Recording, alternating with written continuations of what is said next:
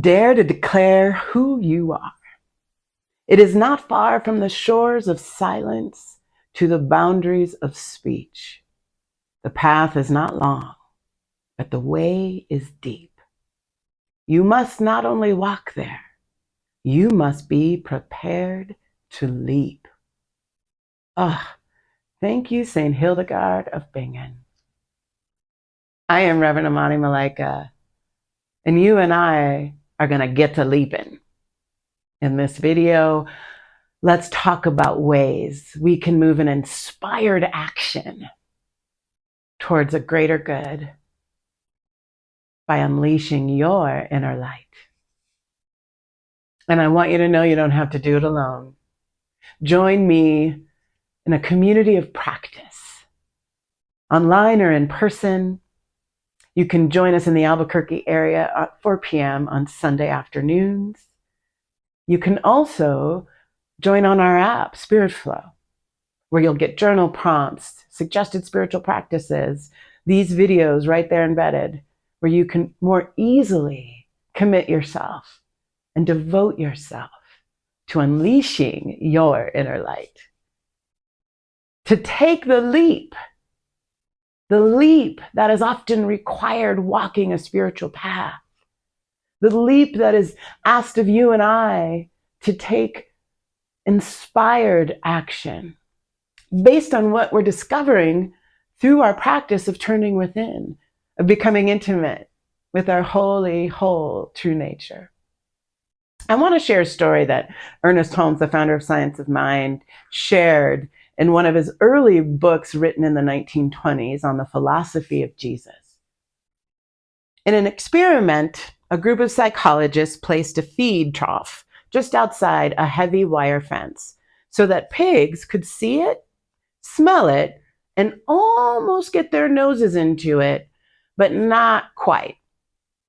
In a short time, the pigs became so frustrated, and because they couldn't get to the food, they could see it, they could smell it, but they couldn't quite reach it. And their frustration became so great that when the psychologists eventually removed the wire fence, with the food finally accessible, the pig simply laid down right beside it and made no attempt to eat it.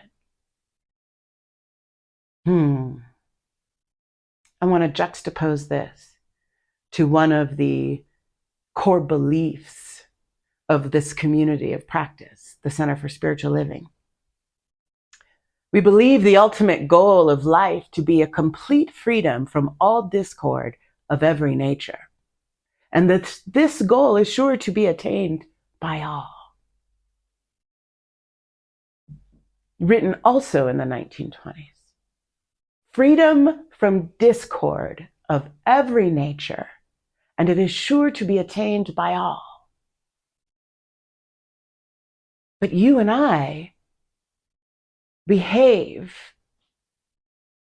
as if we're the pigs, lying right next to the food, but so frustrated by society and culture and the inner critic and misbelief and shame and whatever else has got us bound, that we no longer even believe the possibility and freedom for all, freedom from all discord of every nature. You know, the Buddha's whole mission, freedom from suffering. This has been a mission for a minute, y'all. Ernest Holmes wrote that in the mid-1920s, 100 years ago. And here we are, you and I, frustrated that there doesn't seem to be transformation and change possible. That freedom and liberation of all kinds, not just material, physical freedom, which many people on this planet are lacking, but liberation in our consciousness, liberation and freedom from bullshit thoughts and narratives and systemic oppressions that have handed us ideas that have got us bound, that have got us laying next to the abundant, infinite life that the divine has made offer every moment of every existence ever in the space-time continuum. The abundant life that is available.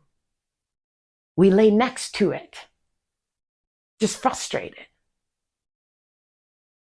Which is why I believe in every fiber of my being that it is spiritual awakening, spiritual power that is required for systemic change. But Hildegard said, you and I got to declare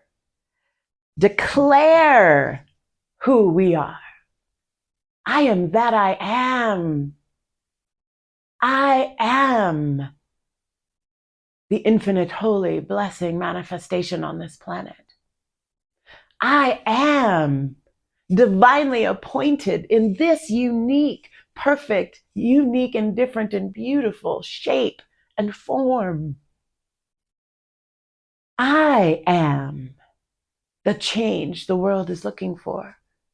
I am declaring myself powerful beyond measure. I am declaring myself a member of this blessed spiritual life. And I am willing to get to leaping.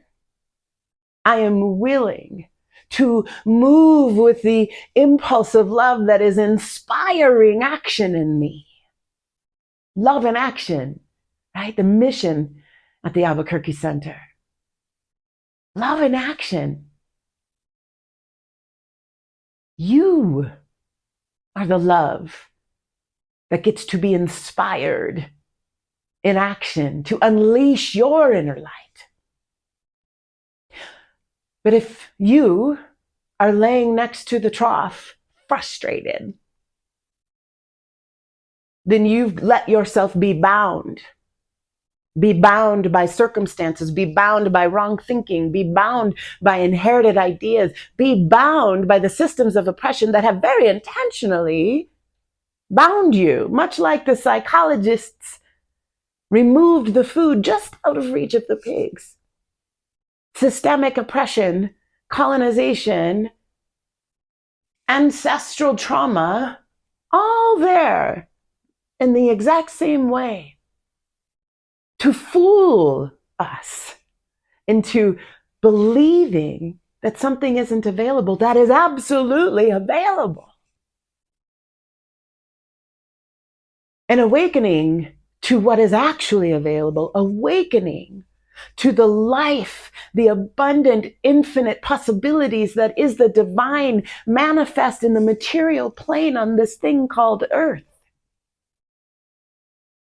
Awakening to that possibility is the greatest power you have against any bullshit systems, any inherited misbelief, any actual trauma, which you and I have no way of escaping in this life anymore. Because we've been laying next to the trough in misbelief for centuries. And yet this possibility of awakening exists. The invitation from the divine has never stopped. The truth that you are divinely made and powerful beyond measure continues to be true. There's a story of a monk begging alms in an ancient story in the Buddhist tradition, could be Hindu. Probably Hindu. And it was a common practice to have a begging bowl and to make their way through life through the generosity of others. And there was a particular monk who was doing this practice and sitting on a bench that he had been sitting on and got the bench from his teacher. sitting on this bench on the side of the road with the baking bowl, receiving alms. And someone asked him one day, what's in your bench? And he said, oh, nothing, it's empty. I got it from my teacher. And received a coin. Again, next day, somebody else asked, what's in your bench? Oh, nothing. I received it from my teacher. Finally, one day, he opened the bench and discovered it was full of gold. What bench are you sitting on that you haven't opened yet? That you haven't had the inspiration to go, let me look in there and see. Let me look inside and find the treasure that is living in me as me. Guaranteed treasure. Guaranteed that you are full of gold, that you are full of inspiration, of wonderful ideas. One of my colleagues said in a group we were in several years ago now, that she believed that the answers to climate change, the answers to global violence, the answers to gun control, the answers to poverty haven't arrived yet because we haven't tuned ourselves to the divine ideas that are living within our own beings, to hear the answers, the inspired action that comes from that impulse of love. It's within you, it's within me, it's within us. All of the solutions, these fantastic futures that I absolutely know to be possible. We must listen and declare ourselves available to this creative idea. I believe we are interconnected.